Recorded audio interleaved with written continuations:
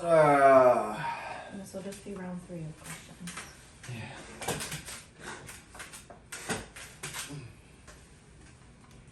Oh.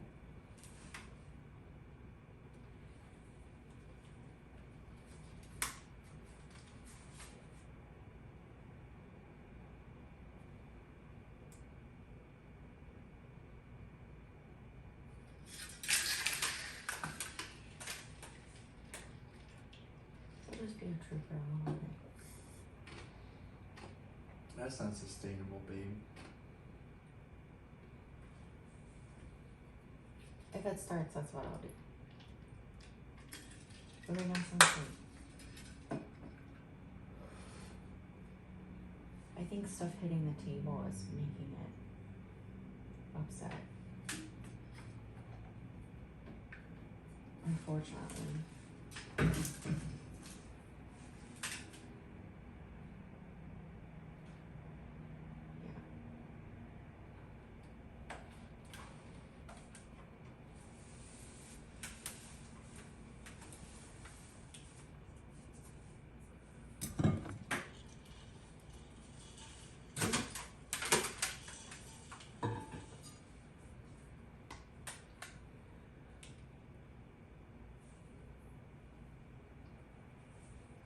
This thing came off.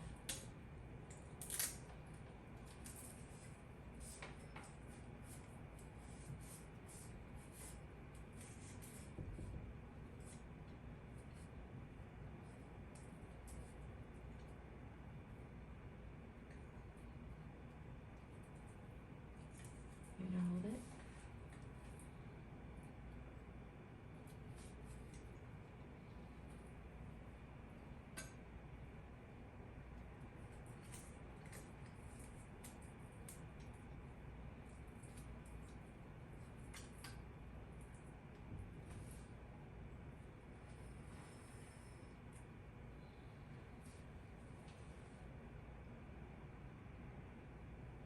Okay.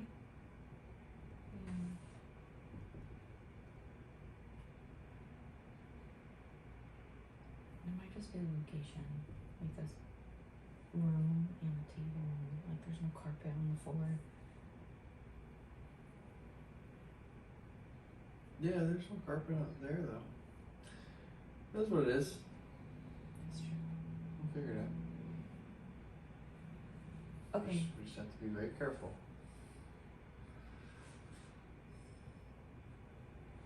Okay. My voice is very quiet and yours is very loud. My voice is loud. Is my voice loud now? Oh, now my voice is louder.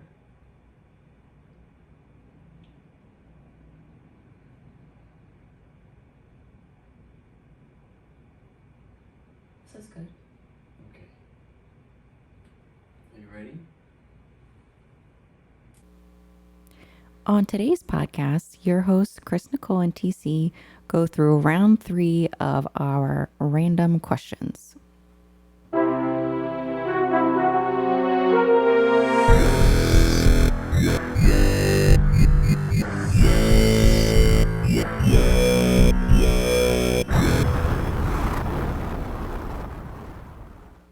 Okay, and we are back. So thank you everybody who keeps submitting amazing questions. We don't know how many rounds of questions we've signed up for, but we'll do some topics, like just episodes focused on specific topics, probably coming up soon, and then have plenty of Q&A to revisit.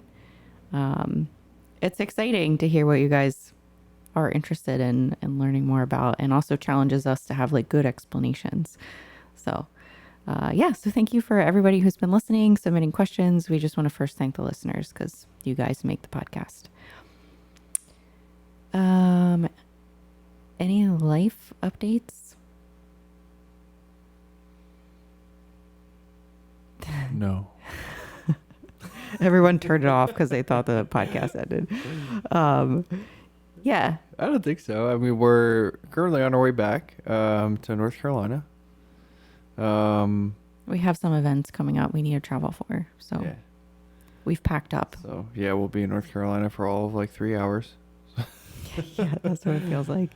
But yeah, we got some exciting things coming up. Then the Arnold, obviously, and um, yeah, nothing crazy. Yeah, if you're watching on YouTube, you can see that we're in a different location. And we have these really cool turtles on the table. I'm obsessed with these turtles. Yes, she is. We were looking for an Airbnb to stay in, and the owner put these blown glass turtles in every single picture. It was like they were on the bed, and they were in the kitchen, they were in the bathroom, they were by the TV. And first of all, I'm a really indecisive person, so picking an Airbnb took way too long. But I just kept coming back to these turtles. So now we're here, and I was definitely hoping that when we arrived that I don't want to stay in this place with no turtles after all of that.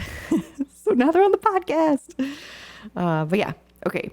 So we'll just dive into some questions. Because I think pretty much we've updated people on what we've been doing. And we did get some good like one-on-one sessions with some bikini competitors as of late. TC did some mobility activation work with them. One was a Fit Body Fusion client, another was a Team Elite client, and I think we'll probably do a podcast just talking about some of the imbalances that you were seeing. So that will be coming up, and yeah, podcasts from now on will probably be in all different states. Yeah. When we can remember, and we had a hell of a time setting up this podcast. Which, thank you to our donors, because that will be allowing us to purchase some new microphones. This is a very inexpensive set, and I can't move right now. I'm gonna have to stay still for an hour. yeah, which I'm seeing you have two other bands that are not attached. They came off. Yeah. All right. I So feel like I want to do it, but I also don't want to touch anything. no, don't touch it. If you do a podcast, there's like a negative feedback that happens when the microphones aren't operating properly, and it's like this annoying humming. It's the wire. I don't know what it is. We plug them in. I swapped the microphones. We spent like, I don't know, 45 minutes Yeah. getting this figured out. But yes, if you guys feel bad for us, you want to help us buy some updated equipment. There it is. There's the hum we were talking about. Yes, if you want to, there you go. This is the unedited real life of TC and Chris Nicole. We make it happen. We make it work. Yes, we have a donation page on our website. Under, like, if you go to recklesstraining.com, the media page, there is a donation tab, and we've had several people very kindly submit some donations, and all of that money goes to supporting the podcast. So we will be using those funds for bird microphones. But yes, yeah, anything you guys want to hear, let us know. If you want to donate, that's the place to do it. But let's dive right into the questions. Yeah, let's do it. All right. So let's talk about some nutrition things. Yeah. Because we have been talking a lot about training, but we do have some training questions we'll wrap up with. So these are kind of like rapid fire. I have some athletes that are in improvement season. They're eating a lot of food. Actually, some people dieting and still eating a lot of food. But how do you eat all of the carbs in the off season? That's been a challenge for some people, and I've heard that as a question. Do you want to answer that? Well, I can answer it.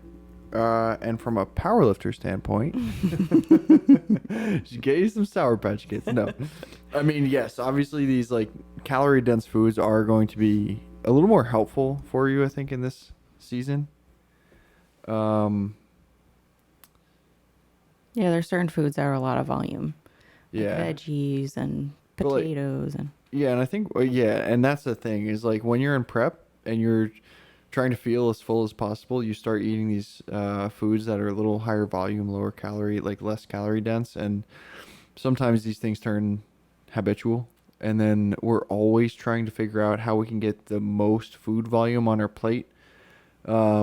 When you're in your growing season, like there's benefits to each season, right? And when you're cutting, the benefit is I'm starting to look really good. You know, we get the lines, we get to see the mirror changes. but you're hungry and grumpy. Yeah. In growing season, you're like, oh man, I'm starting to get a little chubby. My lines are going away, but Well, you're a bunch of fun. yeah, and you get to eat you get to eat the things that you've been missing out on. You get to eat the things that you want to eat, and you have more energy. You have better workouts. You're stronger. You're hitting PRs in the gym. So I think for the first step is just to remember that to be present in each stage of your seasons as an athlete. No matter what kind of athlete you are, and I think to be grateful for the opportunities that you have in each season, right? Yeah.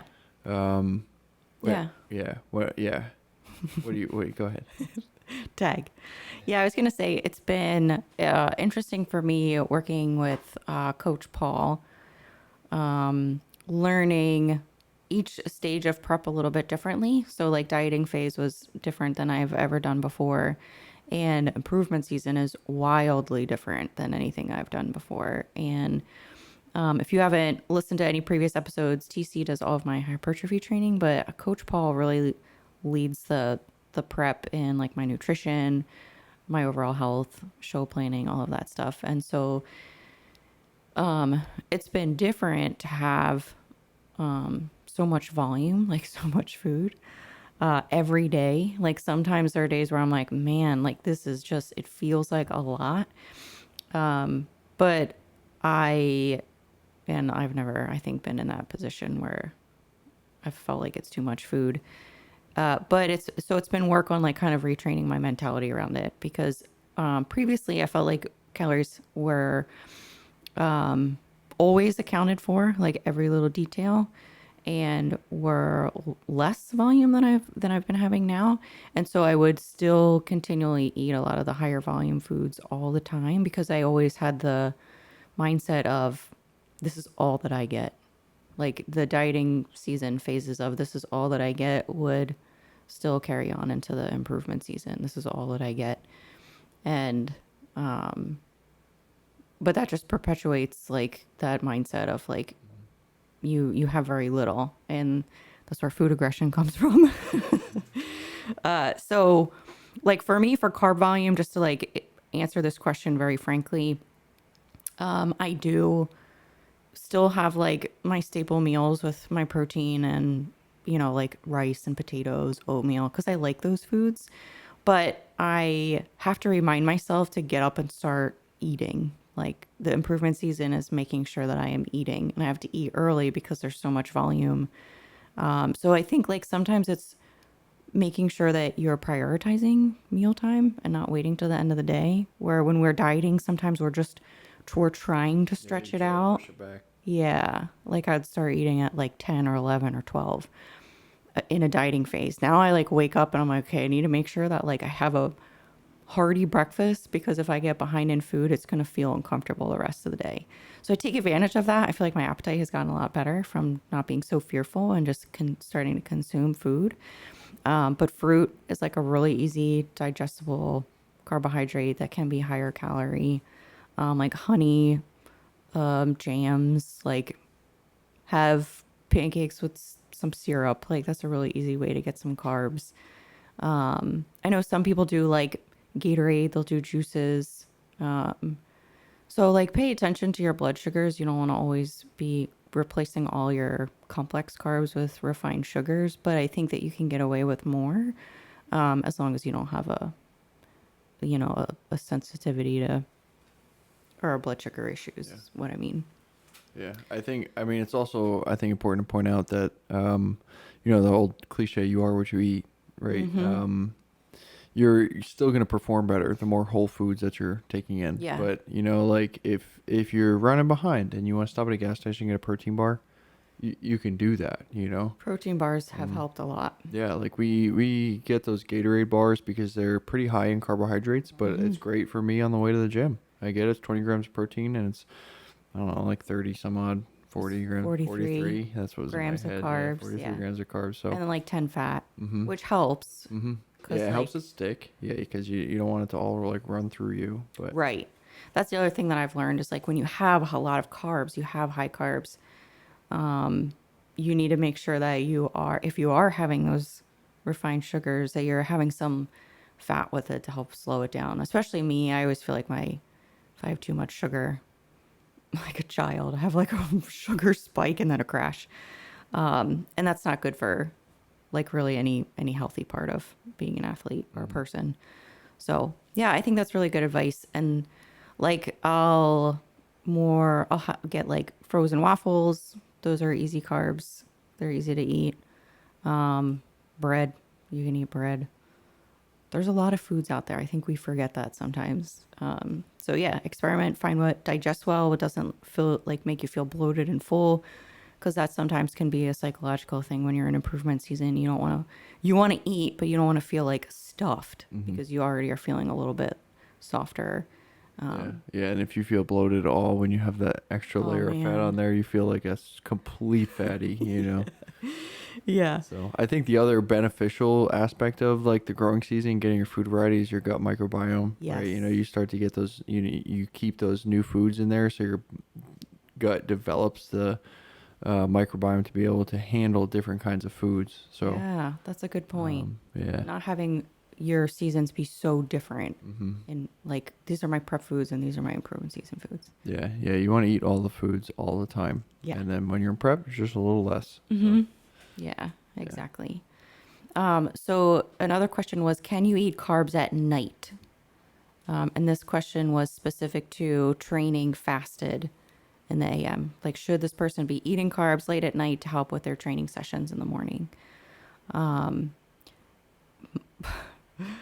I'll be honest with everybody. I'm a late night eater. I am not a breakfast person. I like eating at night. And I know there's like tons of scientific things that say you shouldn't eat carbs at night because it spikes your blood sugar and you're just going to bed and blah, blah, blah, blah. But I have asked other professionals in the sport to make sure that I'm just not like giving false information. And I've had asked, some coaches, some people that are like well versed in all kinds of prep science, and they all said, yes, you can eat carbs at night. You don't have to like. There's not a specific time that you have to stop eating them by. I think the only caveat would be, again, if you have blood sugar issues. I think carb distribution always has to consider someone's like overall health. But for the most part, yeah, because especially if you're training fasted in the morning, that's going to help fuel your workout the next day. Yeah, and if you do have some sort of blood sugar issues, like you're not diabetic, but maybe you have some high resting like blood glucose levels, you might want to try something like Core Nutritionals has a product called Load. You can get berberine. Yeah, but I really like berberine. I think Yeah. that's a good supplement. So, and just as a standalone, a lot of these GDAs, the glucose disposal agents, have berberine in it as one of the ingredients. Right. Yeah. So like that might be another option for you. There are But- times, yeah, if I'm eating I just get behind in food and I have to eat a bunch, I'll help my body out a little bit by taking some Yeah. berberine or I have used the Core Nutritionals Load. Yeah, and I think the other aspect to like pay attention to, if you're someone out there who's listening to this and you aren't a competitor who tracks all of your calories and you're just wondering if you're allowed to eat at night before you go to bed. Yeah. I would say anecdotally, that's probably one of the highest hunger times that you're going to have. You're tired. It's the nighttime. You're not necessarily busy and focusing on something. And I think that you're going to be more prone to eat. I think that we have nurses and doctors who have worked the overnight shift, and they always complain about struggling more with binge eating. I feel like when they're on their overnight shift. Yeah, there's a whole thing about like nighttime. Well, we're supposed to be asleep. Like our circadian rhythm is supposed to be asleep. So there's a lot of things that kind of go haywire when we're awake throughout the night. Yeah. So I would just caution you and say, like, just make sure that you're not overdoing it. You know, if you are gonna snack a little bit before you go to bed, do just that. Don't like have 2 Oreos. Don't have the entire bag. You know, have a bowl, like what, 2 servings ice cream. Don't have the entire half gallon. Yeah, Like, there you go. Yeah. you know, so just That's good advice. moderation, right? We want to practice moderation. And it's just like anything else. If you're trying to create a habit, it has to be sustainable. So make it enjoyable, but also make sure that it's still serving your goals and your purposes. Yeah, I think that's true. And I like your point about like being able to relax at night and I mean, I had a physician that told me eating carbs at night would actually help me sleep because I was struggling with some sleep. And that was my first occurrence of like, oh, I don't have to be afraid of this. So yeah, be wise about it. Yeah. But you don't have to be fearful about Yeah. eating carbohydrates. And listen to your body. You know, if you're eating carbs at night and you wake up feeling like crap, like maybe tone it back a little bit. Yeah, You know, some try people that, see if don't it sleep works. well. Yeah, Yeah. it's Sometimes I wake up feeling sick if I had like a pint of Ben and Jerry's the night before. And Really? I'll wake up the next morning and it's like that kind of balance between am I hungry or do I need to throw up? I don't know if you ever feel that, but like sometimes I get that feeling where I'm like, look, this doesn't feel good. my stomach is much bigger than TC's. Yeah, she eats a lot more than me. I eat a lot, and I always make fun of him. He's strong and everything, but he cannot take me when it comes to like taking down a meal. Yeah. All right. So, the next question is, what food should you never eat? We had the same answer, by the way. Yeah. I said the ones that don't agree with your body. What'd you say? I said the ones you're allergic to. Yeah, so it's essentially the same thing. Like if your body does well with it, you should eat it. If you like it, you should eat it. If you don't like it or your body doesn't do well with it, probably shouldn't eat it, you know. Yeah, I have a lot of people ask me, when should I cut out this food? Or is this food okay? And I will, I'll always have like a little bit of an opinion based off of like its nutritional value and how it fits into whatever program we have going on in your goals. But I tell people nothing is off limits, because that's another thing that as an athlete I have been learning is to not have so much fear around food, like categorizing good and bad foods. And honestly, Celeste from Build More Than Just a Body, if you don't follow her on Instagram, she's the one that actually, at the first time I heard, like, not categorizing foods as good and bad. And at the time, like, sounded great, but didn't necessarily make sense to me because I don't think I was at that point in my, like, journey to be able to understand it a little bit better. But now, since I've asked Paul a million questions, could I have this? Should I have that? And he's always like, yep. I think that really changed a lot of things for me of, like, wow, okay, so I'm not like foregoing all of my athletic endeavors because I want to have ice cream.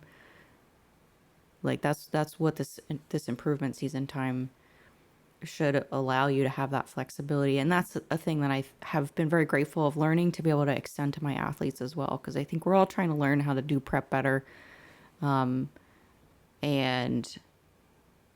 really for anybody, like, and being a human being, not just like bodybuilding athletes, like, yeah, don't eat something if it makes you feel like garbage. Like, wow, peanuts have a lot of nutritional value, but I have an allergic reaction. No, you don't have to eat. And I feel like that's a silly, dumb answer. But Well, but people do that. They're like, well, it's in my plan, so I have to eat it. Like, no, come on. If you have a meal plan, something's in there, your body's not agreeing with it, you need to speak to your coach and have them swap it out. 'Cause I've had there's so many people, swaps. yeah, I've had people tell me I've eaten egg whites. I just keep eating egg whites because it's in a meal They plan. wait like 3 months to tell you Oh that my it's not gosh. working. And they're like, it doesn't agree. My stomach's always upset. It doesn't agree with me, but it's in the plan. So yeah, you have to, I think being an educated athlete, talking to your coach and make sure you're using your brain through the process, I think is good. I love that people ask a ton of questions. Yeah. Yeah. Because it helps both of us. We both end up learning more when we have engaged athletes. Yeah. You know? Yeah. I had someone ask me today, how much caffeine should I? And I was like, that's a great question. Yeah. So I like sent her some, you know what I'm saying? Like, it's good to ask questions. Yes. I would much rather. I have people apologize. I don't want to blow you up. I don't want to bother.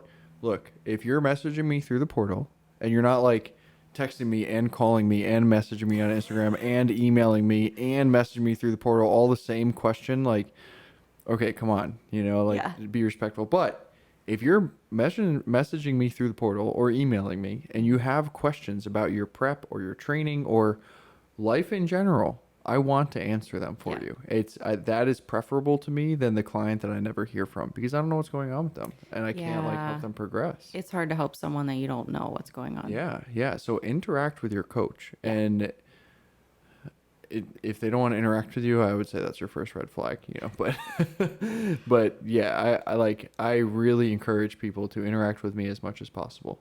And I even have people they'll like run questions by me for their coach. They'll say, "Is this a dumb question if I ask my coach this?" Yeah, And most 9 times out of 10, no, yeah, because you have more of a buy-in if you hear the answer from the person who's like leading you in that direction. Like Yes. even if it's you think you know the answer, but you need to hear it from them, I think it's okay to ask. So yeah, okay. Don't eat foods you're allergic to. yeah. And I would say, like, look, if you're in prep, you're on 1,200 calories. You're probably not gonna have 2 big Reese cups, right? Like, Yeah. you know, like Yeah. it's about being intelligent and balancing. But yeah. So And alcohol, I think, is another one that really doesn't provide value. yes, yeah. It has it doesn't have any nutritional value. Right. It has more calories per gram of carbohydrate than regular carbs do, and has literally no nutritional. And actually, it's detrimental because your body has to get rid of and expel that. It has to metabolize and expel the alcohol before it can go back to recovering your muscles. Well, and for the same reason, like your alcohol is broken down by your liver. Your liver does, and alcohol is considered a toxin. Sorry, everyone, but Yep. it is. So that organ is preoccupied, like you said, with, working through a toxin that's been ingested. And your liver also simultaneously helps with fat breakdown. So dietary fats that you eat, it helps that a lot of the process, the lipolysis process, goes through your liver. So if your liver's preoccupied with, breaking down alcohol, there's a lot.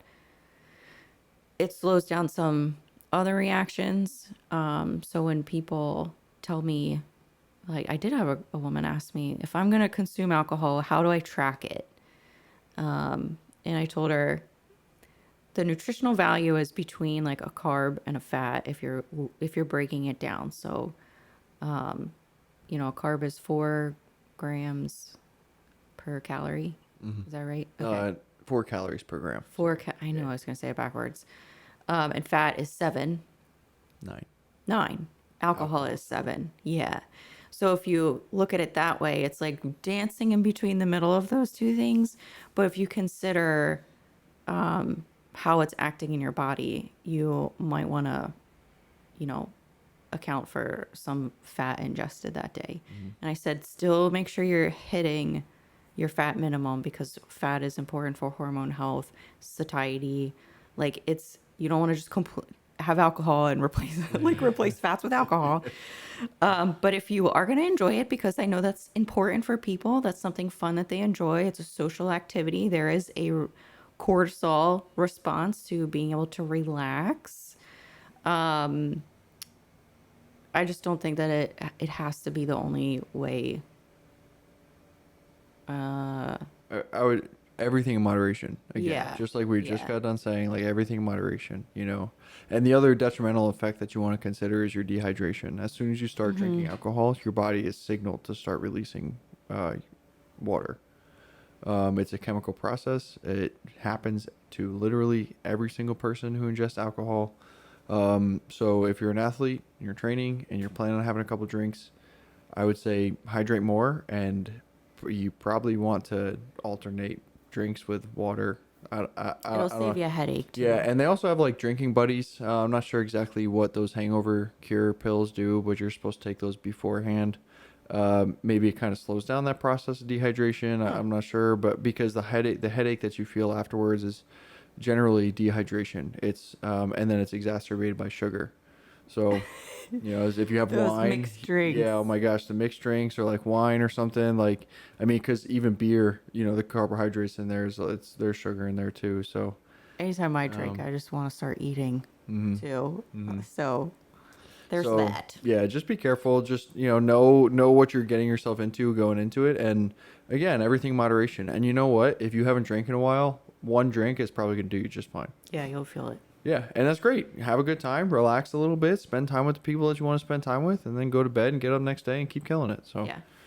And Yeah. it's been known to raise estrogen as well. Yeah. Alcohol has made it. So like, There's just pretty much no beneficial effect of drinking alcohol other than the like societal aspect yeah. of, you know, relaxing with people that you enjoy being around.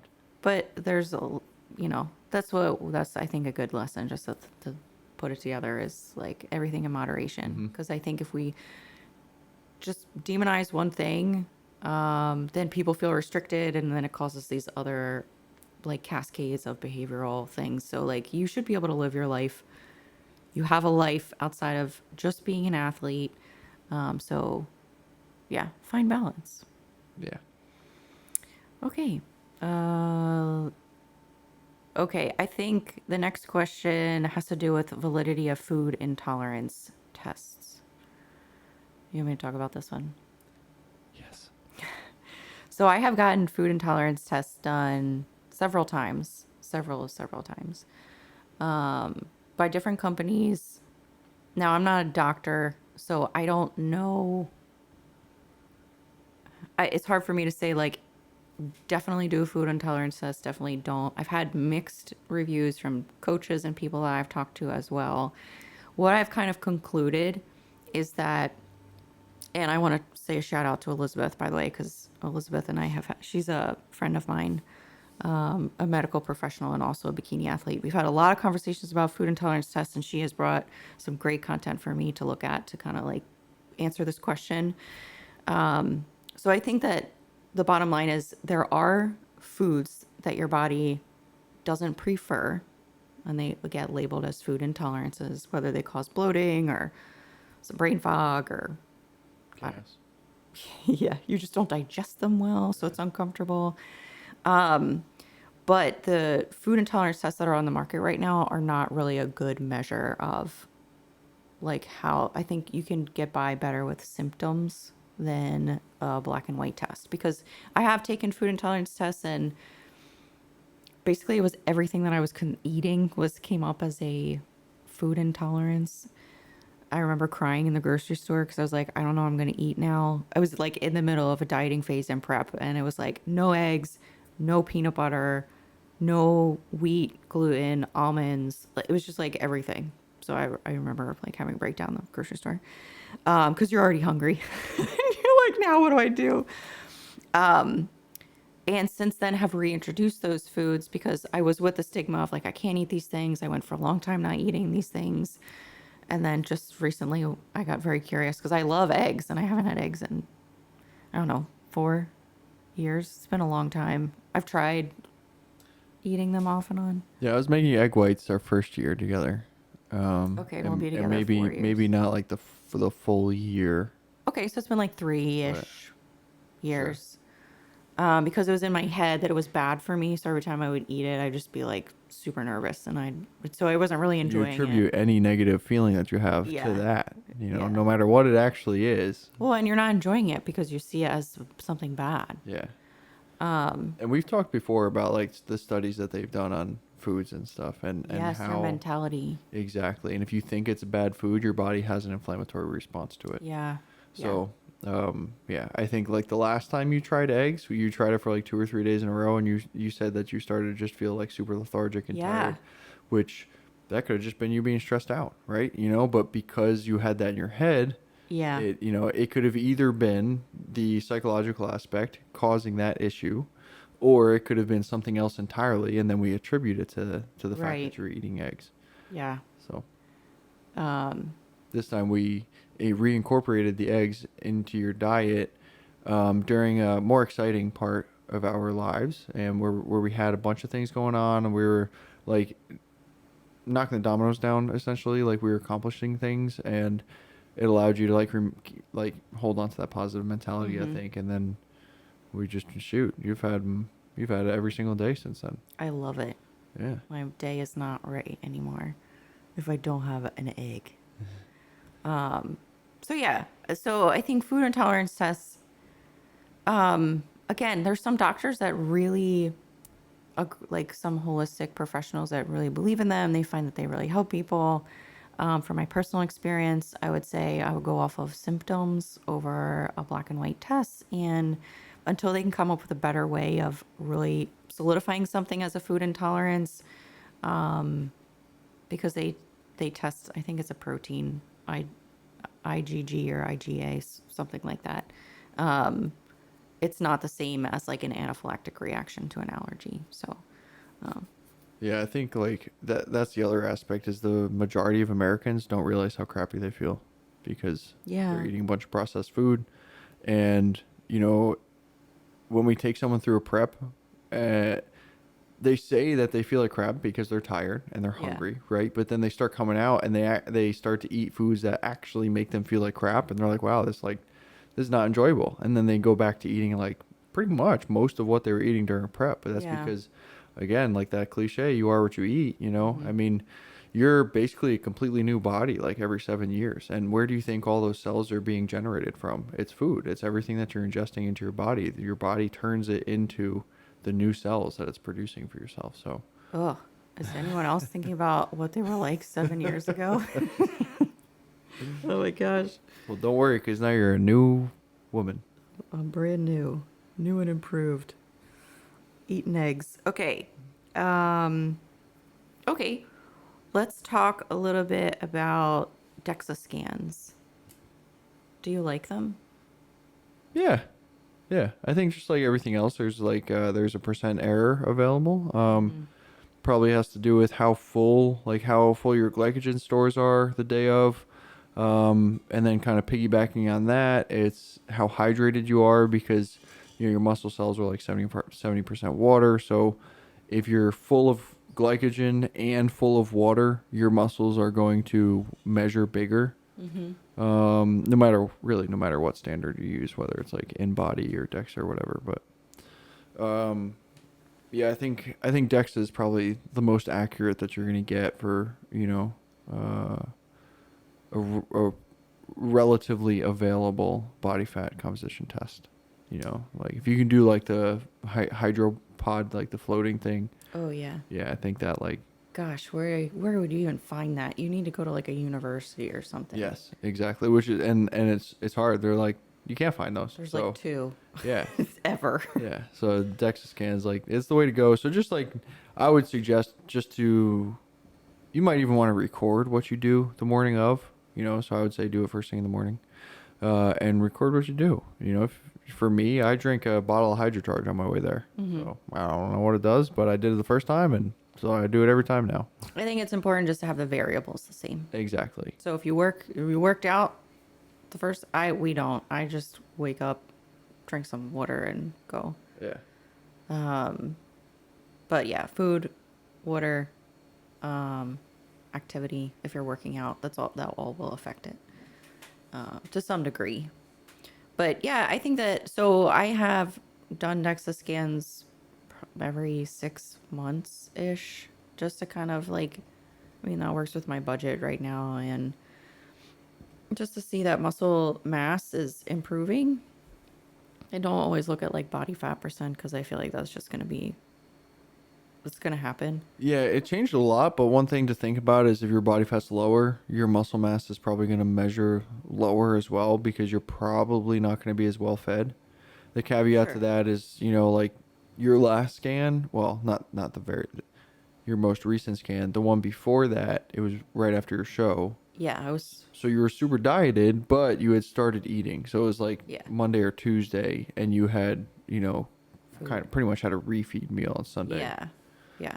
So, like, your glycogen stores are probably going to be pretty full. It's probably going to measure relatively accurately. So, like, that's probably the best case scenario that you're going to get.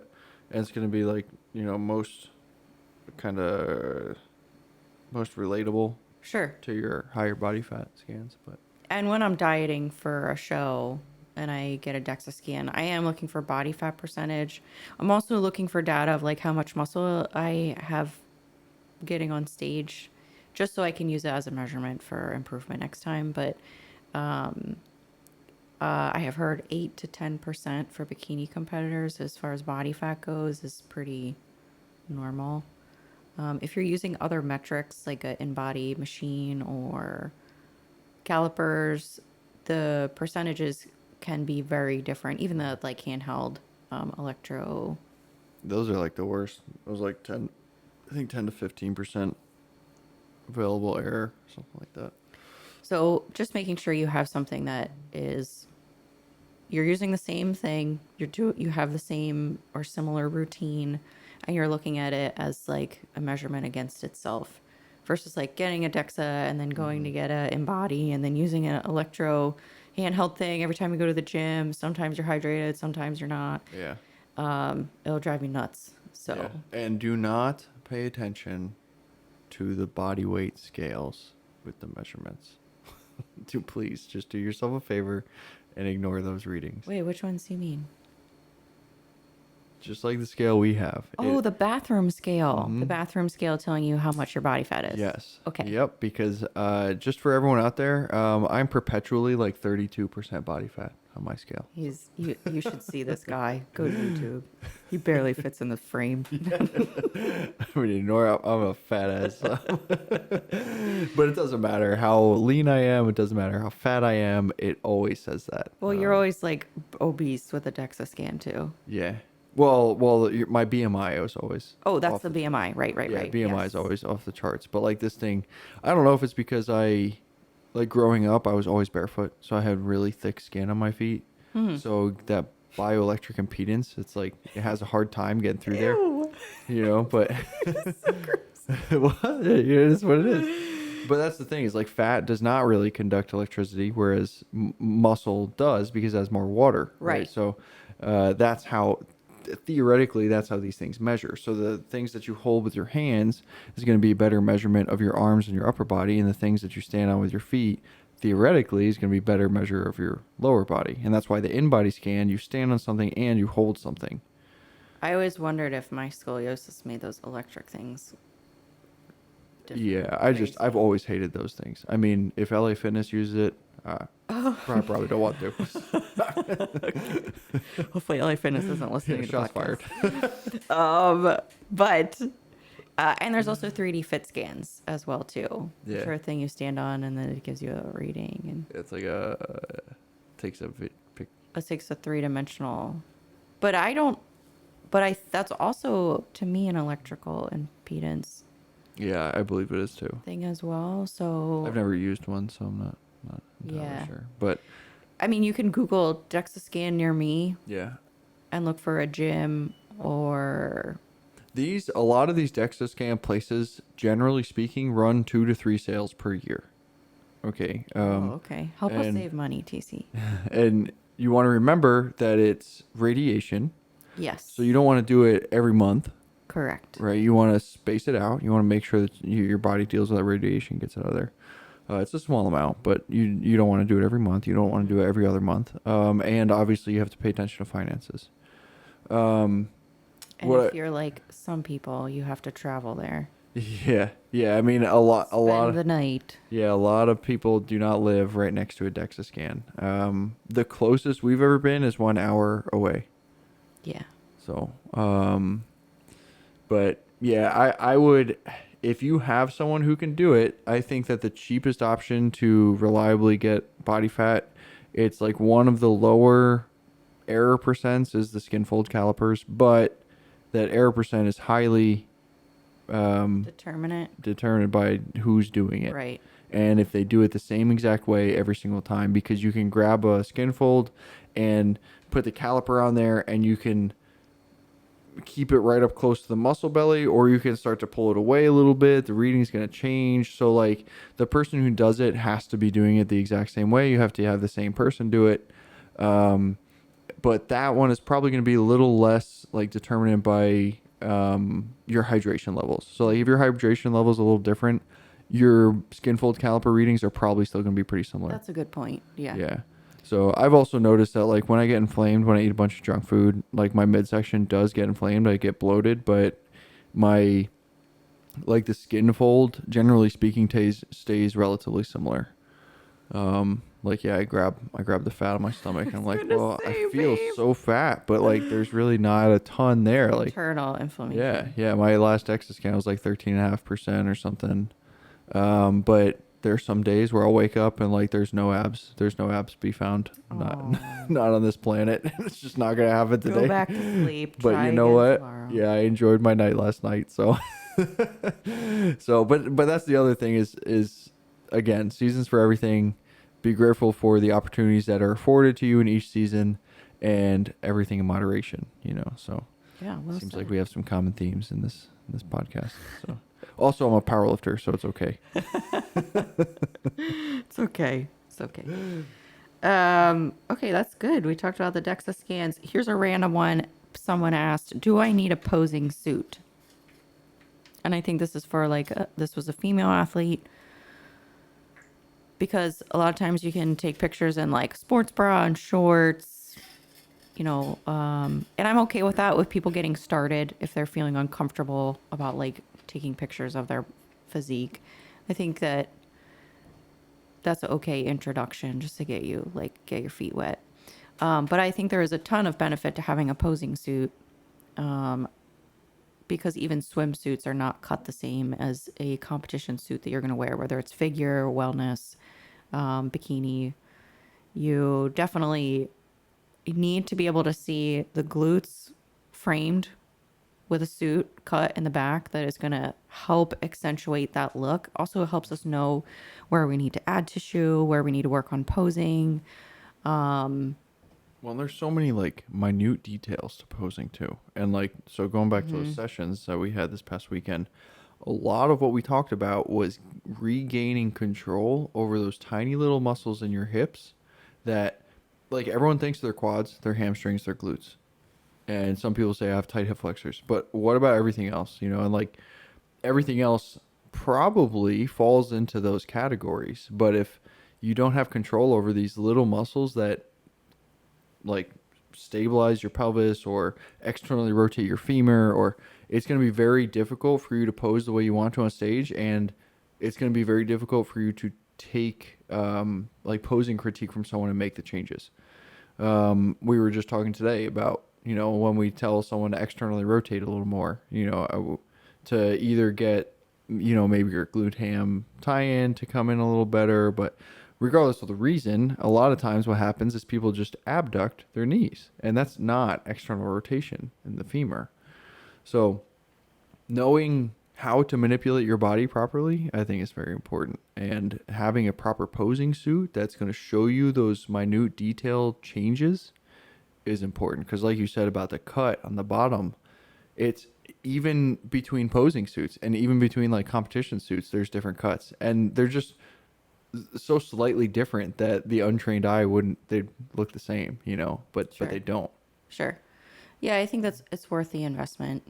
And I'm a sponsored athlete with Toxic Angels bikinis.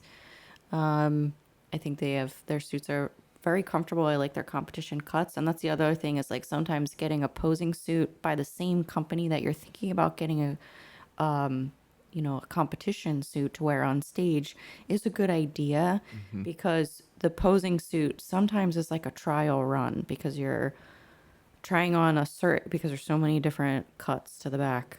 You're trying that on, you're trying a molded cup versus a triangle cup. You're thinking about the fabric and how it's a trial run. So I think that it's a good idea to, because I've tried posing suits from a couple different companies, and a fan of Toxic. I think they do a really good job. So code Chris if you want to order something. That helps support us by microphones too. Okay. They're very good with customer service and stuff as Yeah. well. So obviously if you can go to these companies and see them in person, they can kind of size you up and get a good suit for you. But if not, I feel like Tox is very good about, working with you and helping. Yeah. Yeah. Of the experiences I've had, Toxic has been great. Okay. And here, so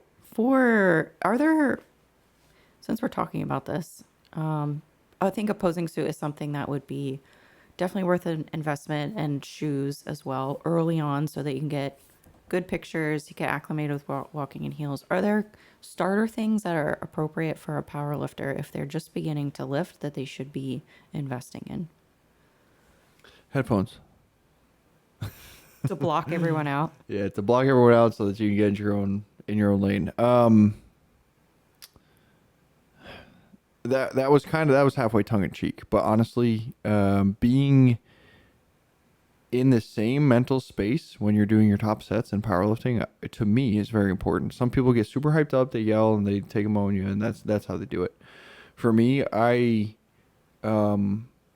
it depends on the day. Sometimes being angry at myself for missing out on progress. Sometimes I'm putting myself in a competition setting where I'm envisioning myself on the platform about to take my, first, second, or third attempt, whatever.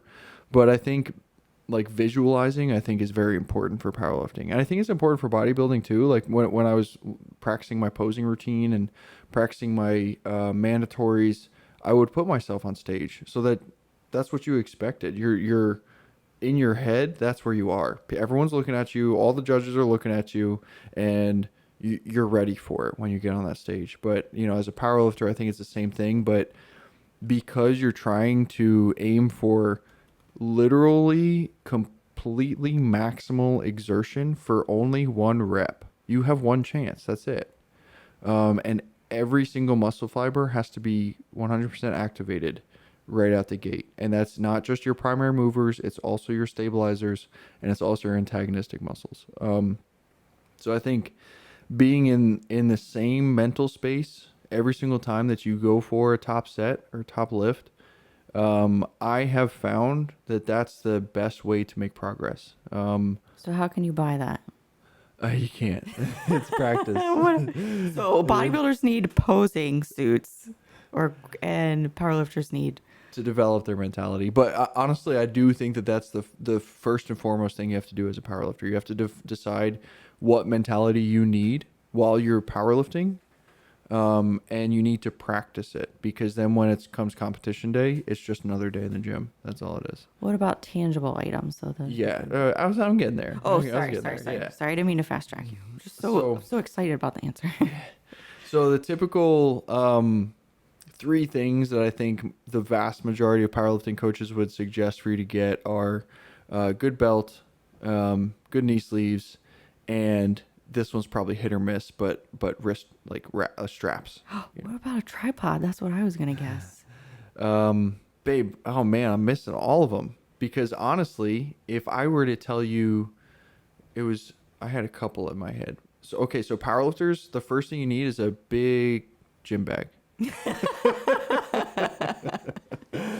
a good answer. Yeah, because I am constantly walking around with this gym bag, and it's like, man, it's so heavy. But there are just so many things that can be beneficial for training and dealing with imbalances and getting proper muscle activation patterns happening. I love my resistance bands, for example. I do not believe that anyone should be without a set of resistance bands. And yes, I always tell people that the most valuable tool in your gym bag is your tripod. Which is a phone stand. Yeah, the phone stand. Yeah. Not for your selfies. Right, babe? Should they Yeah. bring a ring light too? Yeah, bring the ring light. No, but yeah, so for me, I started to make the most progress when I did 2 things. I started tracking my macros and doing meal timing. So I'd have my cereal and my protein shake, right before my lifts. And I started recording every single one of my working sets. And when I first got into powerlifting, what happened was I started cruising on Instagram. I started following some of the big name powerlifters, and I knew in my head, I felt it. I was like, I'm stronger than that. I know I am. And I was seeing what the number 1 person at Raw Nationals was doing in USAPL, and I said, I know I can do that. So that's kind of where my training started. But I also knew that I didn't have a coach. I couldn't afford one. And I knew that my lifts did not look like these other people's lifts. So what do? You start looking at what they're doing, and you have to carry the caveat that everyone's anatomically different. So my squat will not look exactly the same as literally any other person in the world. It might look very, very similar. And there are going to be some very key takeaways that you can use and try to incorporate that into your own form so that you can make your form better. This was a question I was going to ask you later.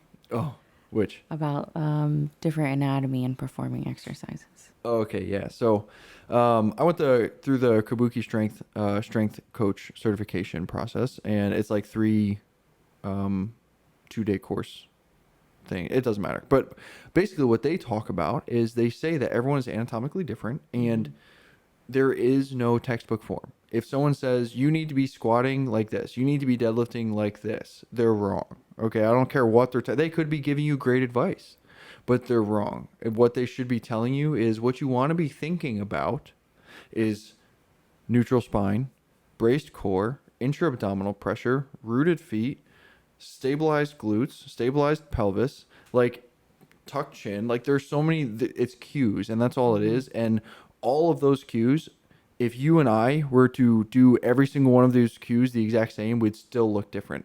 Sure. And that's the takeaway from that Yeah. is that no, it's not going to look the same as anyone else. But if you want to develop your eye for movement, and you want to look to see what all the other big names are doing and how they're lifting so much weight and how they're moving this stuff so visually, effortlessly, yeah.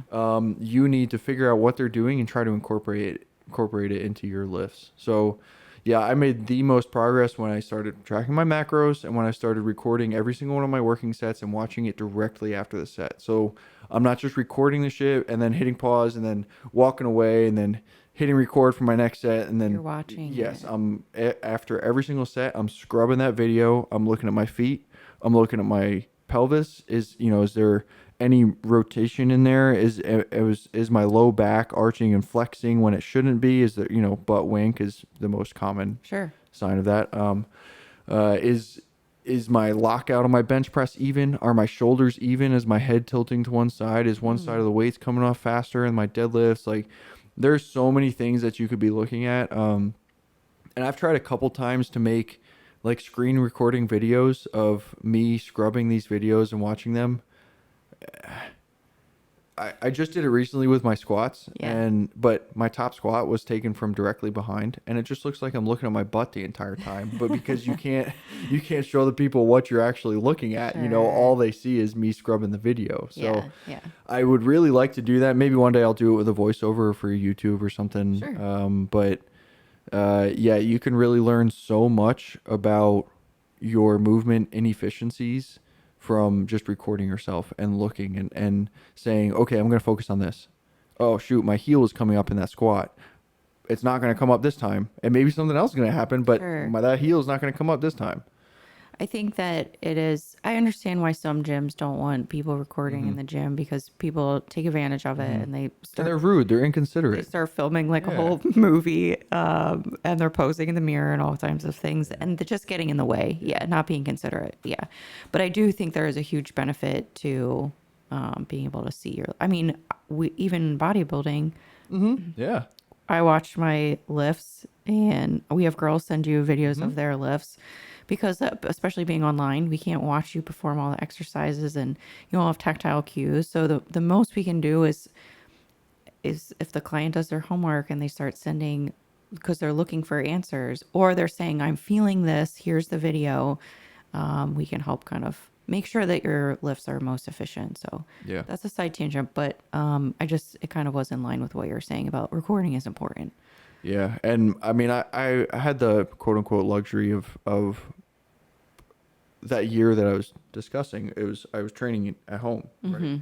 And I say quote unquote luxury because it was in the bottom floor of a barn, which was open to the outdoors. So To the elements. yeah, it was not It was like a enclosed. horse stall. Yeah, that's exactly what it was. It was a horse stall. Oh, And okay, yeah. I have a weight rack and I built a weight tree with a landmine attachment that I also made. And I had some adjustable dumbbells. Yeah. And my bands. And that was it. My deadlift platform. But Oh yeah, I forgot you made that platform, that deadlift platform. yeah, it was very adequate. Yeah, I made the deadlift platform and the squat I platform. forgot about that. Yeah. Okay, keep going. So it's very bare bones, very minimal, but you learn to make do and you figure out what you need and when you can identify the weak links in your kinetic chain, you figure out how to build them, So but that's why recording for me was super super easy. So, and if you scroll down my Instagram, you'll see like there's a stone wall in the back with these wagon wheels hanging on the hanging on them. Oh yeah. Yeah, so that was me outside. So. Okay. Oh wait, so in answer to your question for Yes. powerlifters, yes, headphones and a tripod, or one of those magnetic phone things that you can just plop it on the rack next to you or something. Those are the essentials. Yes, because that will allow you to develop your mentality and develop your form, and those are the two most important things. You do not need anything else to become a good powerlifter. You don't need anything else. Yeah. That's my final answer. I think I know I threw that answer at you randomly. You did a good job. And that's a good point about the lifting. And also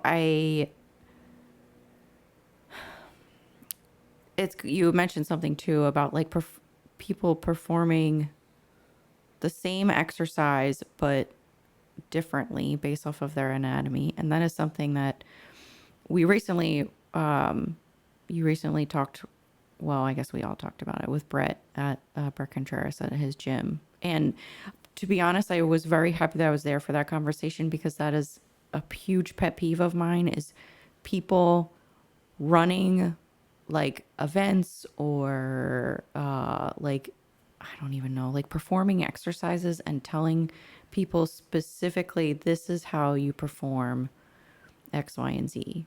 Like, I don't know how to explain it, but I've always found that very frustrating when trainers do that. They're like, no, this is how you perform the exercise. And I'm like, well, I'm feeling in a different spot. It doesn't matter. This is how you perform the exercise. Or not listening to the athlete and just telling people like a textbook answer instead of learning their physique and learning how to perform. Because a hip thrust is so different for like everybody, your height and your limbs and everything, and big compound lifts as well. It's going to look so different. And we were talking to a girl that was frustrated because she was getting advice from a coach to do the textbook answer of how. It wasn't even the textbook. Like what she was explaining to me, I was like, please don't listen to him. Please, please, please. But she was frustrated because she was making progress using a technique that made sense to her and was like what her body naturally did well in, but because like toe position or hand position was not like What he thought. right. Yeah. Or this is how I do it. Which, by the way, this is like a 5 foot tall girl who squats and deadlifts over 400 pounds. Okay. She's amazing. Like she knows. I'm not gonna say she knows what she knows what she's doing. You don't get that strong without knowing what you're doing and knowing Yeah. your body. Yeah. And to have someone come in and say, no, you're doing it wrong. Like I would have been like, well, go screw yourself, man. Like you do it that way and that's fine, Yeah. But now, and she was saying it's so frustrating because now I feel lost and I feel like I can't even find a good form that works for me anymore. Yes. But it's you can't look, Ed Cohen, you're allowed to do your frog stance sumo. I'm not going to sumo like yeah. that. And all these Ukrainian guys out there who are super, super wide and their toes are touching the weights, you can deadlift like that. Yeah. I'm not going to deadlift like Yeah. that. My deadlift is going to be my deadlift. And it's the form that I have found that works for me after a lot of trial and error. And that's kind of a double-edged sword. And another, we're getting a tangent here, but that's kind of a double-edged sword because when you are developing your form for an exercise, you really want to try to keep the reps all the same. Now, the caveat obviously is if you haven't learned how to do it yet and it's not working properly for you yet, you want to continue to try to find your actual proper form. Mm-hmm. But once you find that form, you got to lock it in and develop that neuromuscular pathway and keep it the same. Mm-hmm. And that's how you make progress. When people keep going to the gym and all they ever do is maximum effort and their form is different every single time. And then they wonder why they're benching 225 this year and they're still benching 225 the next year. And I'll tell you, it's because powerlifting training is training with sub-maximal weights with maximal effort. Mm-hmm. So, and a lot of people don't understand that. They think powerlifting, well, 1 rep max, it means I have to be going all in every single time. And yes, you have to be trying your hardest for every single rep, for every single set, but that doesn't necessarily mean it's literally as much weight as you can possibly handle, and Sure. that's where I think most people fall down there. So Yeah. So what's the lesson? Everything in moderation. Just kidding. Yeah, pretty much. Yeah. Yeah. You can try stuff out, but yeah, you should be an educated athlete. I'm just glad that she was talking to some people in there. And remember, there's always more. Yeah. So even if you feel like your form's locked in, if someone says, why don't you try pulling your head back more? Try it. And not just once, not just for one rep, not just for one set, not just for one workout.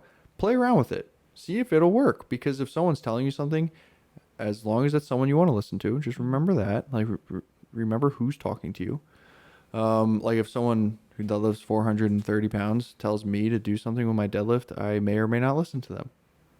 So, Sure. but yeah, definitely remember that there's always more, and no form is perfect form either. So Yeah. And your anatomy is unique to you. So exercise should be, that's why I think developing good body awareness is the most helpful Very, thing you very can do for important. yourself. Yeah. Yeah. Okay. yeah, you hit a hot topic for me, babe. I Oh, like I talking about know. that stuff. Yeah. We will have an entire episode on neuromuscular pathways and form and technique in powerlifting training one of these days. Get your notebooks ready. I need you all to email bomb Chris Nicole and tell her Oh that my we need a gosh. powerlifting episode. We can do that. You don't need to email bomb me. No, email bomb her. No, Don't listen to her. guys.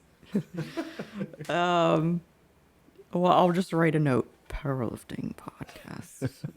Okay, so we had a really good question that you can continue to talk about.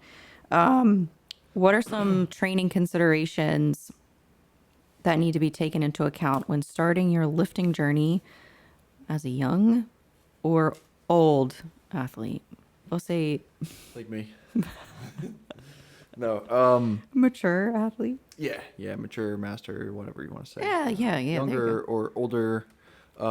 This specific question came to me from a father and son who started training for powerlifting within the past few years.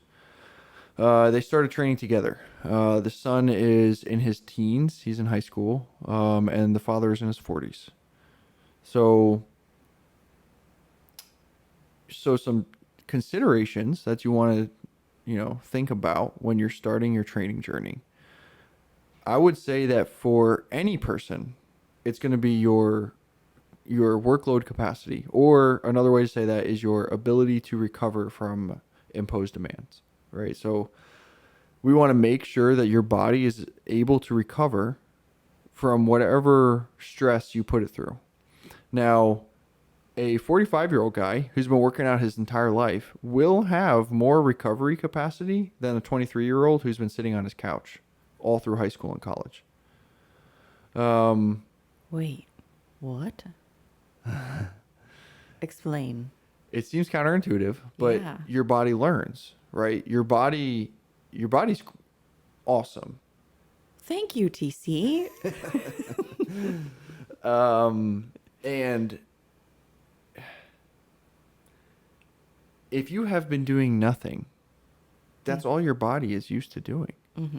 And if anyone out there is listening and you have been a sedentary person who went to the gym one time, well, babe, you watched Bob's Burgers with me. I love Bob's Burgers. Bob Burgers.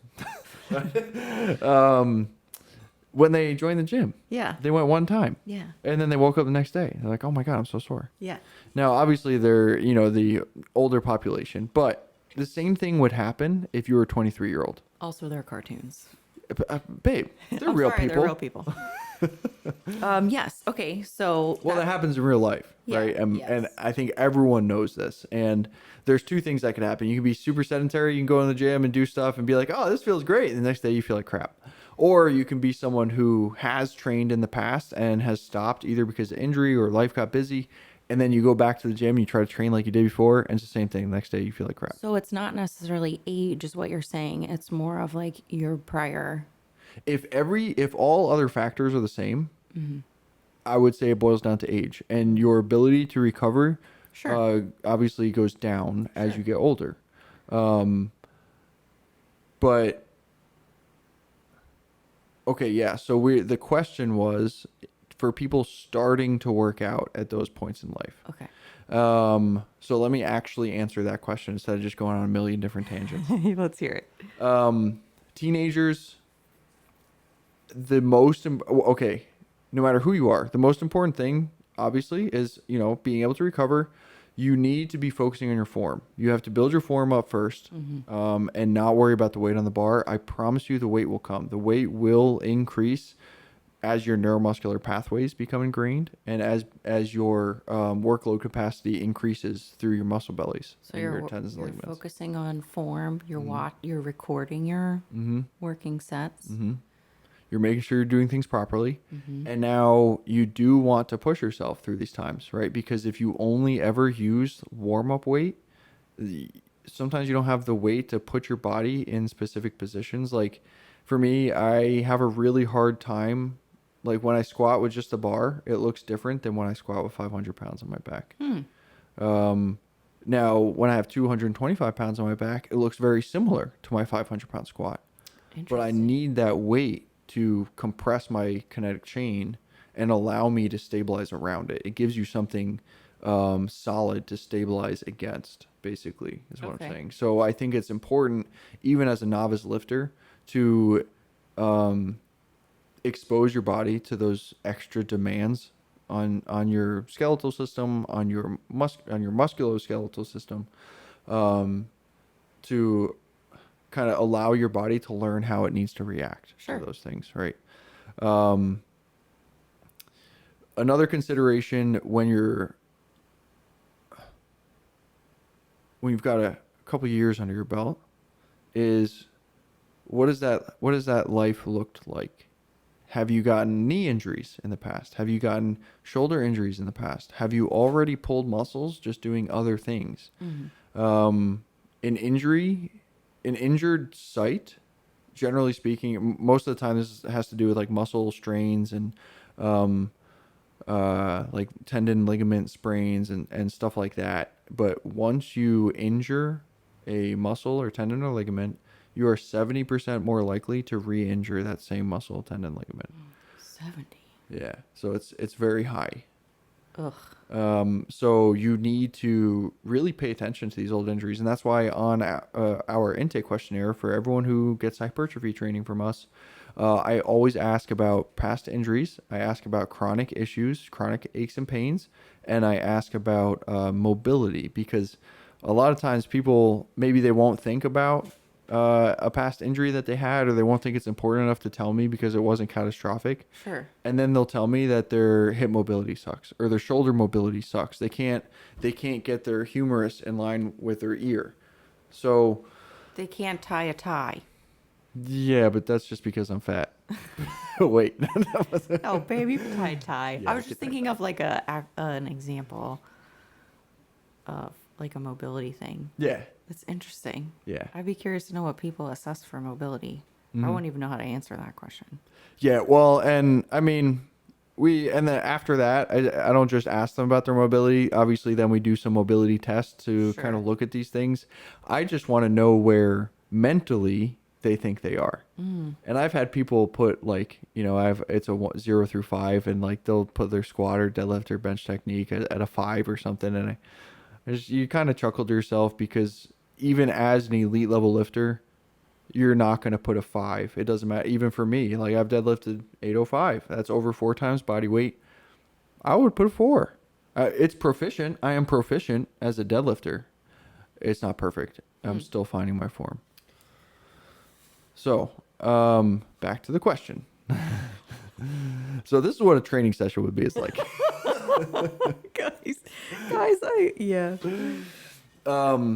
as a younger lifter, again, let's go back to workload capacity. As a younger lifter, obviously, you're able to put a lot more work in, and you can have much higher volume workouts while being able to recover the same as someone who's older. You're going to be able to grow muscle much faster than someone who is older. You're more than likely going to get stronger faster than someone who's older. So I think, and this probably comes part and parcel with, just having the extra age, but you're going to have a little more patience, and you're going to be a little more trusting in the process, which we don't really love that terminology, trust the process. We'd prefer to have some, an explanation in there, but that's why we never tell clients. We'll have a whole episode on me talking about the phrase trust the process. Yeah. But really, that's what it boils down to. You have to trust your coach. Sure. You have to trust your coach, and you have to absolutely. trust their process. That you have to Yes. trust their vision for Yes. your training protocol. Oh, well, you just wrap that up. That's a perfect way to say it. That's Yeah. true. That's true. Mhm. Yeah. Because your coach, if you have a good coach, they have a vision for how they see your training progress, whether Yeah. it's bodybuilding, whether it's powerlifting, doesn't really matter. They have a preconceived notion about where you are and where you're going and how you're going to get there. Mm-hmm. So if you're struggling, ask questions. Ask them what the plan is. Yeah. Like what Yes. what's the reason for programming this, Yes. and what's next? What's the progression? You're allowed to ask those things. Yes. Okay. It's not going to offend. Well, it would not offend me as your coach if you were to ask me, why am I doing this? You know, I've actually had clients say, look, I feel like I have a lot of lower body work. I have compound, you know, what's the plan? What's going on Yes. here? Yes. And after I explain it to them, they're like, okay, that makes a ton of sense. Thank you very much for explaining. And it's time to hit the ground running. Yeah. You know. So again, you want to have a coach that you trust, and either way, because I think teenagers can be a little more gung ho and they are impatient, you know, as Sure. kids are, and they can push a little too hard, too fast, because they feel invincible. Yeah. I think the older population might push a little too hard, too fast because they feel like progress isn't happening fast enough. So it's really the same thing. Younger and older, progress isn't happening fast enough for me mentally. So really, you have to develop the patience. So I think the biggest probably consideration that you're going to have as an athlete is just your history, Mm-hmm. you know, as a person and as a musculoskeletal unit. And if you're still in pristine condition, then you're probably going to progress like very similar to a younger athlete. But So, if all things are the same, would you modify training for a teenage novice athlete versus a master's novice athlete? Would there be some changes that you?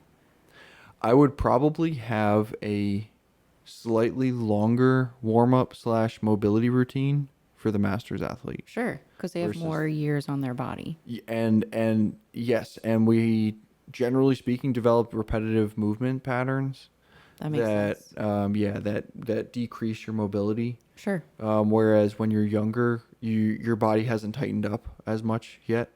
So I think it's probably not as necessary. You still want to do some mobility stuff to Of course. retain that mobility, but the programming is probably going to look pretty similar, especially for powerlifting. I think for bodybuilding, volume is probably going to be a little higher for younger athletes Sure. versus older athletes. But for powerlifting, powerlifting is so heavily predicated on your progress from the previous week and your feedback from the previous week that the program itself would probably look very, very similar, but the progression might be a different pace. Sure. Oh, that's a great answer. That Yeah. makes a lot of sense. Yeah. Yes. So, yeah, sorry for my roundabout rant. I talk a lot. So even when I'm not caffeinated, you should see me in the gym. Oh yeah. No, that's a great answer, and that's good advice on like getting started. And there are so many variables that sometimes it's hard to just categorize it on like older versus younger because, like you said, there's a history there. I don't know that age is the biggest variable that I'm concerned with. I that would make sense. I have a high schooler who has a torn ACL, or had, you know, so we have to be very, very careful about that. And I have older athletes who have had 0 injuries ever, and we train hard. We train hard and heavy. So yeah, it's heavily dictated by it's still very, very person dependent. But like for the Gen Pop person who's thinking about going to Planet Fitness, I think you're gonna do just fine listening to your body. You know, make sure you're getting good sleep. That's another aspect. I think like as we get older, it gets harder to get a good night's sleep. Agreed. Whether it's because of stress, whether it's because of It aches naturally- and pains, like it doesn't really matter. Yeah, and then adults, everyone's like, oh well, you know, now I'm older, I only need 6 hours of sleep. No, you actually need just as much as these kids. You know, like you still need your 8 hours of sleep. Well, they have said that your ability to sleep declines as you age. Mm-hmm. Your duration of sleep declines as you age. So take cat naps. Be Albert Einstein. He would fall asleep with a spoon in his mouth and a plate in his lap. What? And when he would fall asleep enough, and the spoon fell out and hit the plate to wake him back up. And that's how he would take power naps. So sleep like Albert Einstein. Oh my gosh. All right. And on that note, okay. Yeah. So make sure your sleep is on point. Make sure your nutrition is on point. Yeah. Yeah. So that's what I'm saying. That's good. Okay, that answers a bunch of our questions, and we're past an hour. So I think we'll wrap up this round 3 Q&A episode. If you like us, please leave a rating or a review. Those mean so much to us. Yeah. That'd They help a lot. Yeah, it really is such very encouraging to see like some positivity attributed to our specific podcast. So if, feel free to do that if you like who we are. Did you have any closing thoughts? I didn't even ask you that before. No, I don't think so. Okay. Yeah. If you're interested in training, TC does hypertrophy training. I do contest prep coaching. We work in tandem with clients, or we offer services individually as well. So you can go to recklesstraining.com to look at information there. Or if you have specific questions related to a service that you're looking for, you can feel free to DM us on Instagram. Our company Instagram is reckless_training. TC is at Longshot Gamble, and I am Chris Nicole _IFBB Pro. All of that is on the Reckless Training Instagram anyways. But I think Another thing that's unique to our company, I think, is Sure. the fact that we I like working with other prep coaches yeah, because we split up the responsibilities. If you already have a prep coach that you absolutely love and you do not want to leave them, but you would like some extra help in either hypertrophy training or strength training or mobility assessments or anything like that, we do have an add-on package to hire me as your hypertrophy coach and retain the use of your prep coach. yeah, So sometimes the coaches will drop your price for the prep coaching because they no longer have to do the hypertrophy work. But it's very detailed. You know, we do a bunch of mobility assessments. Obviously, like we've talked about, I ask for video submissions and we work on your technique together. It's all encompassing, you know. yeah. so. We've got some good feedback from the coaches that you've collaborated with, so it's Yeah. definitely an option to consider. It's not everywhere in the prep space, Mhm. but yes. So I think that's it. Yeah. Yeah, so. Thank you guys for listening and tuning in. Happy Valentine's Day. Today is the day that TC sent me the first message on Instagram 4 years ago. I did not know it was Valentine's Day. Not the most romantic person in the world. No, it was actually I went back and I looked at the messages today. It's very fortuitous. We just respected each other. It was not romantic at all. And now we're here. So happy Valentine's Day. Started on the gram. Now we're here. So if you listen to this whole podcast, you got a little extra at the The end. Easter eggs. But yeah, thanks for listening, guys. And take us out, TC. And just remember, work hard, stay humble, train reckless.